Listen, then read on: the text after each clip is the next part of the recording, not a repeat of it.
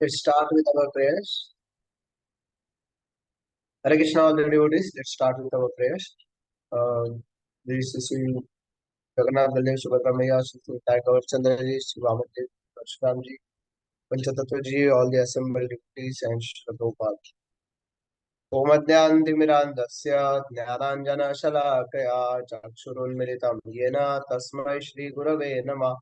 नमो ओं विष्णुपादाय कृष्णप्रेष्ठाय भूतले श्रीमते भक्तिवेदान्त स्वामिनिति नामिने। नमस्ते सरस्वते देवे गौरवाणी प्रचारिणे निर्विशेष शून्यवादी पाश्चात्यदेशतारिणे। जय श्री कृष्ण चैतन्य प्रभु नित्यानंद श्री अद्वैत गदाधर श्रीवासादि गौर भक्तवृंद। हरे कृष्णा कृष्ण कृष्णा हरे हरे, हरे Ram Ram Ram Hare Hare. We are on the last chapter and very few verses are remaining. The last chapter named Conclusion, the Perfection of Renunciation. And today we will see the shloka number 67. The last shloka, yesterday we have seen the conclusion of the Bhagavad Gita. Sarva dharman parityajya mamekam sharanam vraja aham tvam sarva papebhyo mokshishyami ma shuncha. So today we'll see the next verse and how the Krishna is saying to Arjuna that this knowledge which I am giving to you, or the knowledge which I have already given to you, that should not be given to which people. That is explained in this shloka 18.67. Idam te na tapaskaya na bhaktaya kadachana na chashu न चा शुश्रूषवे वाच्यं न च मां योऽभ्यसूयति। इदं ते न तपस्काय न भक्ताय कदाचन न चा शुश्रूषवे वाच्यं न च मां यो अभ्यसूयति। इदं ते न तपस्काय न भक्ताय कदाचन न चा शुश्रूषवे वाच्यं न च मां यो अभ्यसूयति। Anyone want to repeat?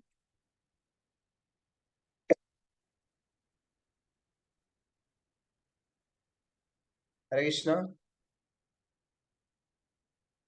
Any devotee wants to repeat? Hare Krishna, Prabhuji, may I? Yes, Mataji. Idam te na tapaskaya na bhaktaya kadachana na chashu shushruve vachyam na cha mamayobhyasuyati. Hare Krishna, thank you. One more.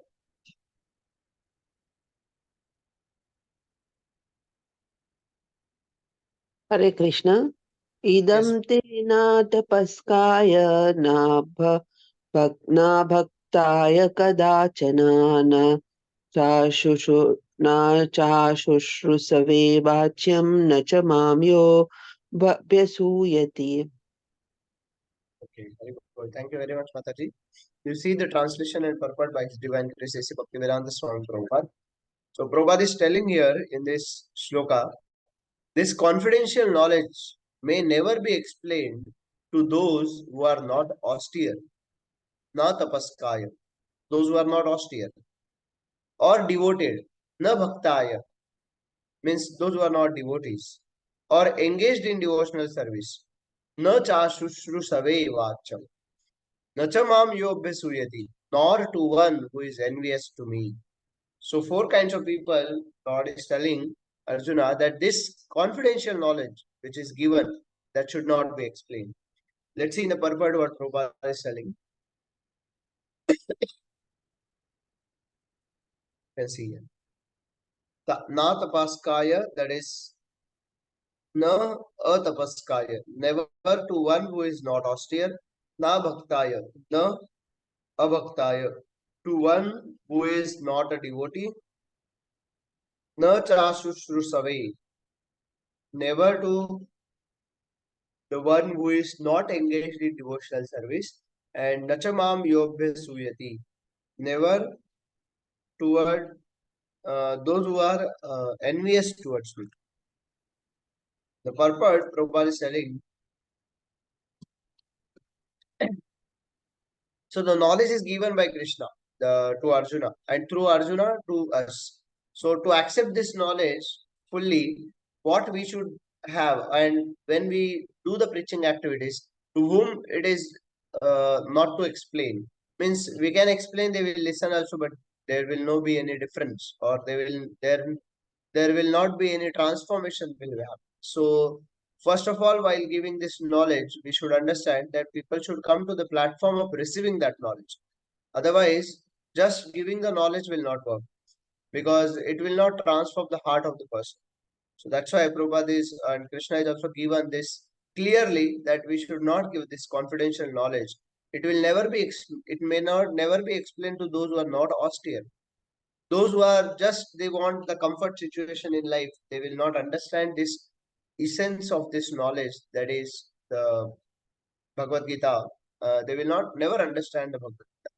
So even in the you may be knowing, the Tukaram Maharaj, in one of his Abhangas, he explained that it is not everyone's cup of tea. Means he used to tell that येथे पाहिजे जातीचे येडा गबाळाचे काय काम. In that shloka, it is Abhanga. In that it is, he was explaining that here one who can do spiritual practices is not for, it is not everyone's cup of tea.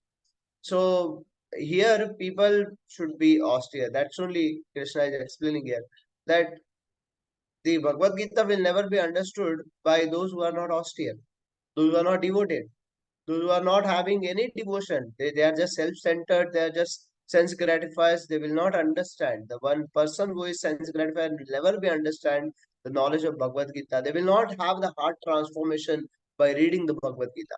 Therefore, in many of the instances in our spiritual stories and lessons, also in the history, also people or the acharyas has given that one should render devotional service, then one should try to understand the pure knowledge. Because this knowledge is very pure, and this knowledge will never be understood. But if it is, if the person is not of that caliber, so the confidential knowledge may never be explained to those who are not austere or devoted or engaged in devotional service, nor to one who is envious of me.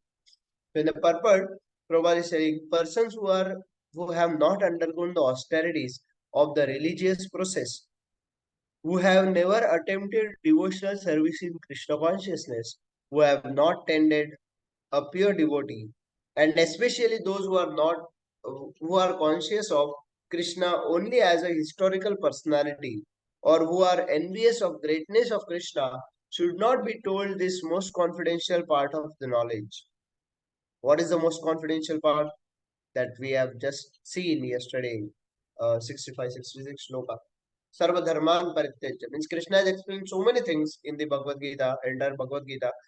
But at the end, Krishna is telling that, yes, this knowledge is, this the essence of the knowledge is Sarva dharman parityajya. In 18.66 shloka, Krishna is telling that. And Prabhupada is explaining here that uh, it is, however, sometimes found that even demoniac persons who are envious of Krishna, worshipping Krishna in a different way, take to the profession of explaining Bhagavad Gita in a different way to make business.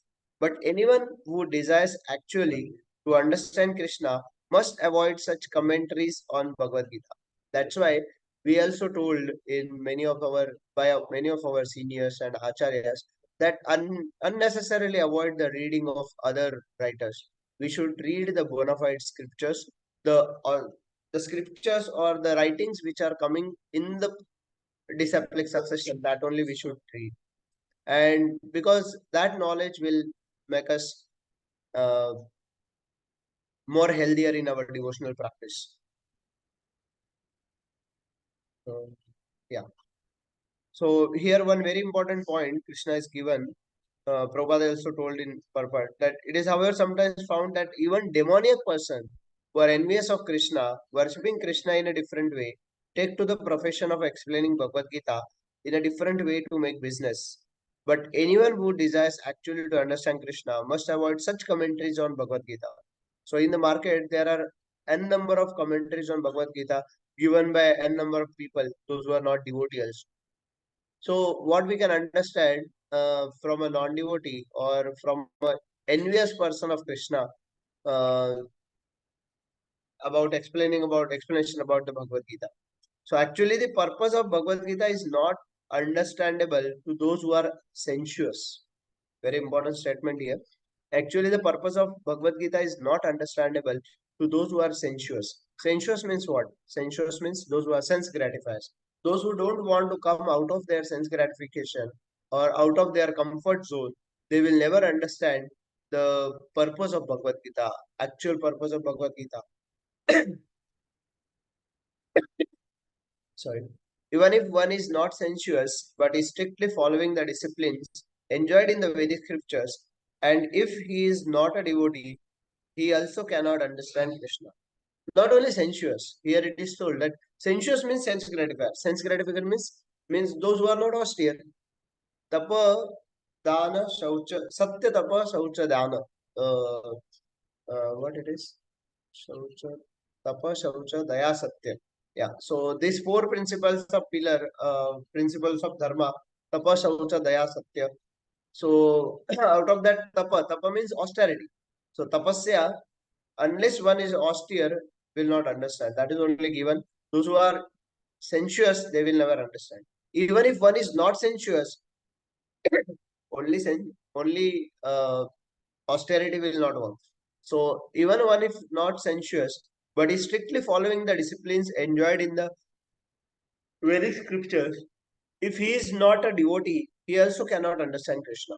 So austerity as well as devotion, that is also important. So one who is not having devotion, Krishna, will never understand.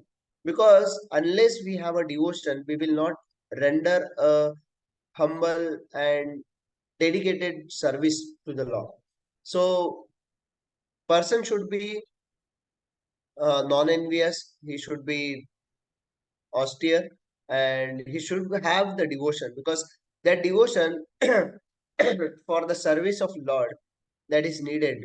When we have a feeling in our heart, then only we can serve with that devotion. So yeah, if he is not a devotee, he also cannot understand Krishna. And even when one possesses himself as a devotee of Krishna, but is not engaged in Krishna conscious activities, he also cannot understand Krishna. So even someone is having devotion and but he is engaged in himself and engaged in all the activities to gratify the senses or to earn for the himself and family members, he will also not understand the Krishna, because he is not rendering any practical services towards Lord. So service is also important, because we hear a lot, we learn a lot, but unless we apply, it will not be perfect knowledge. So knowledge, learning means whatever we are hearing in the morning, reading throughout the day, that is the knowledge. But when it will be applied, when we do actual practical service towards Lord, means what service we can do? We can offer the bhoga to the Lord every day. We can worship the Lord every day. We can dress the Lord's deities, and that these activities will develop a love and devotion towards the Lord. So rendering service needs a devotion, and that devotion will only come by rendering more service. So when we do the service, uh, the prize is we get more service. So when we serve the Lord, Lord is happy. But when we serve the devotees of the Lord, Lord is more happy. So rendering service to the Lord and as well as Lord's devotees. And even when one possesses himself as a devotee of Krishna but is not engaged in Krishna conscious activities, he also cannot understand Krishna. There are many persons who envy Krishna because he has explained in Bhagavad Gita that he is the supreme and that nothing is above him or equal to him. So in the last verse also, Krishna is telling that Aham Sarva, Dharman Parityajya Mamekam Sharanam Vraja. So give up everything and surrender only unto me. So Krishna is explaining the supremacy that yes, I am the only deliverer. No one else will help you.